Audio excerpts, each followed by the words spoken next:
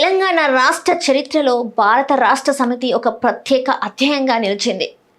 రాష్ట్రాన్ని సాధించమని దశాబ్దాల ఉద్యమాన్ని ఉవ్వెత్తున ఎగిసేలా చేసి తెలంగాణ ప్రజల ఆత్మ గౌరవాన్ని నిలబెట్టామని చెప్పుకునే ఆ పార్టీకి 2023 అసెంబ్లీ ఎన్నికల తర్వాత వరుస దెబ్బలు తలుగుతున్నాయి.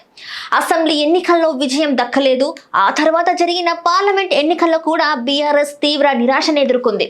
17 పార్లమెంటు స్థానాల్లో ఒక్క సీటు కూడా గెలుచుకోలేకపోయింది.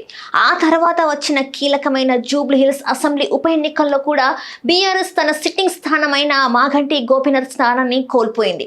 తాజాగా జరిగిన మున్సిపల్ ఎన్నికల్లో బలమైన ప్రతిపక్షంగా నిలబడాలని భావించినా అక్కడ కూడా పెద్ద షాక్ తగిలింది. కేవలం 13 మున్సిపాలిటీలను మాత్రమే గెలుచుకుంది.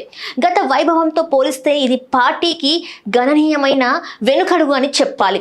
2021లో జరిగిన మున్సిపల్ మరియు కార్పొరేషన్ ఎలక్షన్స్లో బీఆర్ఎస్ దూకుడుగా వ్యవహరించి మంచి ఫలితాలు సాధించింది.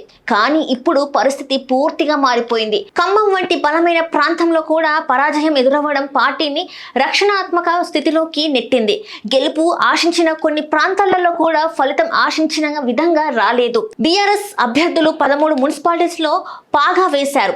అయితే మరో ఆసక్తికరమైన విషయం ఏంటంటే మరో 13 మున్సిపాలిటీలలో ఒక్క అభ్యర్థి మాత్రమే గెలిచారు. ఇవి ఎల్లారెడ్డి, సుల్తానాబాద్, యాదగిరిగుట్ట, వడ్డేపల్లి, పెద్దపల్లి, మదిర, కొడంగల్, నందికొండ, బంతిని, హోలియా, చొప్పదండి, భూత్పూర్, ఆత్మకూర్ ప్రాంతాలు. ఈ ఫలితాలు బీఆర్ఎస్ ప్రస్తుత స్థితిని స్పష్టంగా చూపిస్తున్నాయి. ఇకపై పార్టీ భవిష్యత్తుకు వ్యూహం ఎలా ఉండబోతుందో, ఈ ఎన్నికల ఫలితాలపై ఎలాంటి నిర్ణయాలు తీసుకోబోతుందో చూడాల్సింది.